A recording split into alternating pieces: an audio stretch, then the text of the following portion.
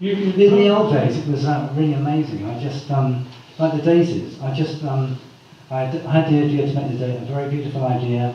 First one. I went up to the Downs in Bristol, made the work, took one photograph, went home.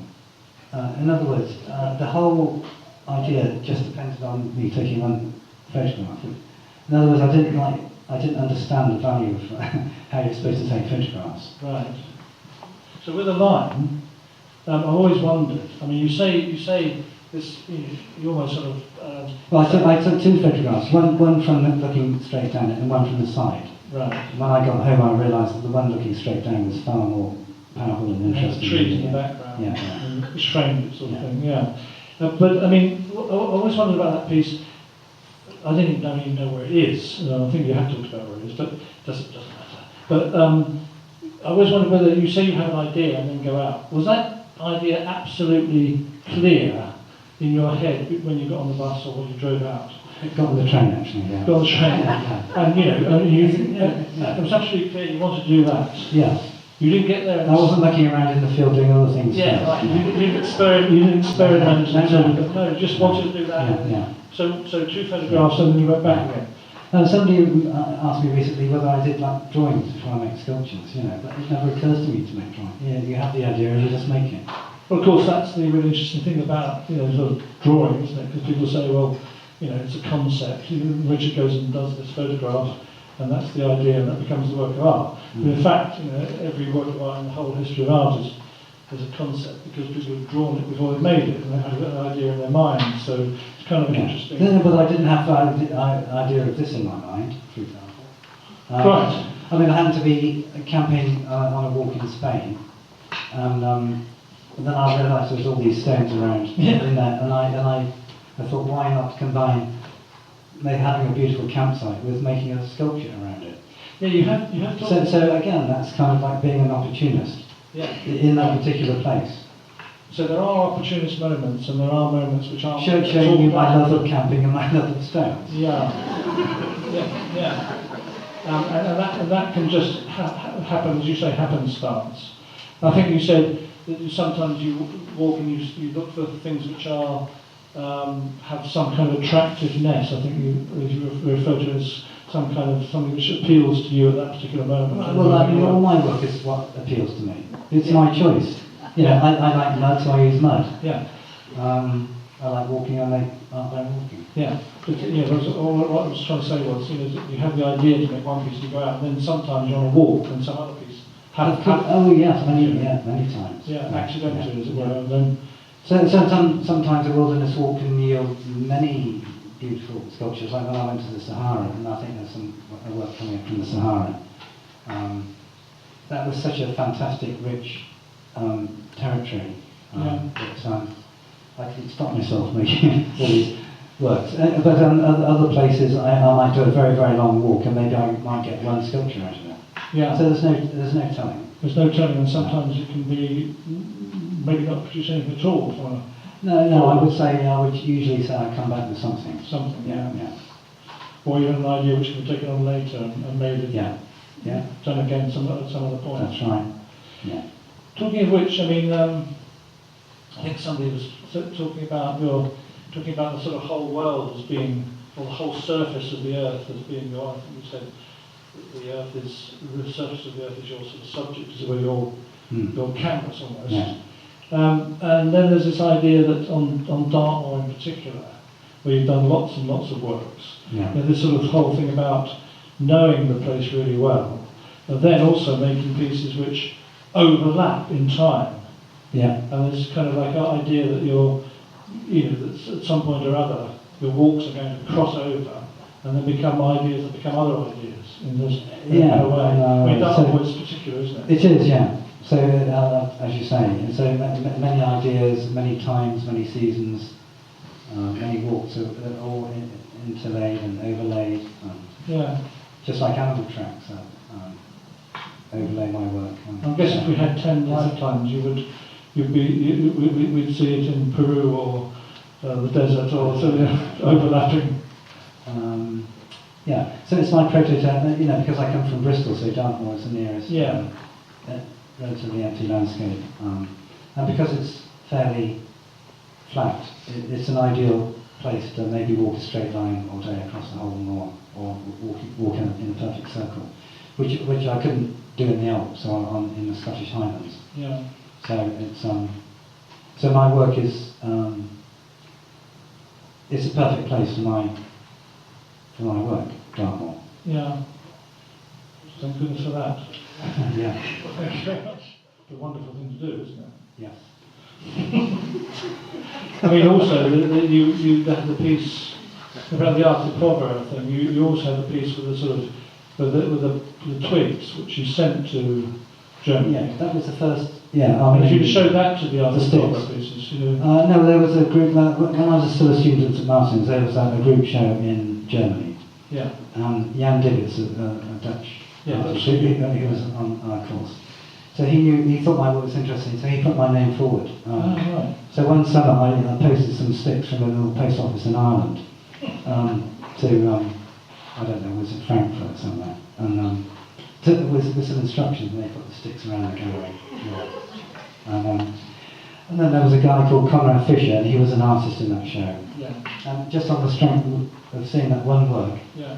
1 year later when he'd opened his gallery, he invited me to do a show in Dusseldorf, in his gallery. I didn't know anything about him, never met him. Yeah. But that was the art world I fell into. Yeah. So the first night I was like sleeping with Conrad in Conrad's studio under the roof. Yeah. And just on the strength of the idea that you put forward for the show. Yeah.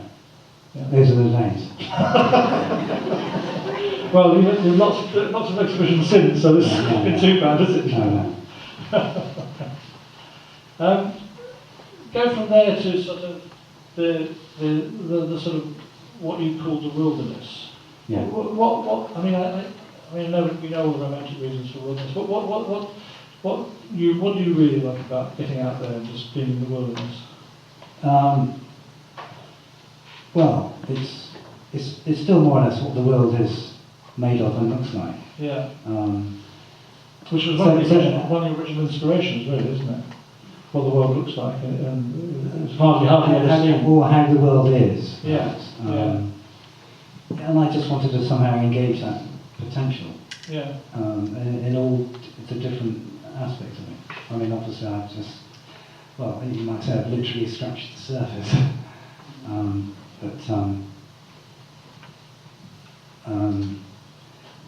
So I like again, it comes back to the fact that I like mountains, I like climbing, I like wilderness camping. All these are kind of pleasures that are just part of my work. Yeah. So in other words, many artists might prefer to. Most art is urban art, and artists live in big cities and they make art to be shown in cities. And it just happens to be my choice that I like to make art on the top of the mountains, somewhere in the Andes and the Antarctic. Usually on my own, in solitude, in fantastic places. Yeah. So like this next one is coming up as a good example of that. Yeah. So if I can make a work in a place like this, I don't necessarily have to make a sculpture in the middle of a square in London, for example. So what you really did was to kind of recognise that, and I'm not sure how many people knew this, the whole of the earth and the whole of the surface of the earth was a place which hadn't been utilised before in art. Really. Yes, in theory, potentially. Yeah. In theory, potentially. So my work sort of demonstrates that kind of like the potential of that freedom to be an artist anywhere. Yeah. Anywhere I happen to be. Yeah. Which in this case is in the Sahara.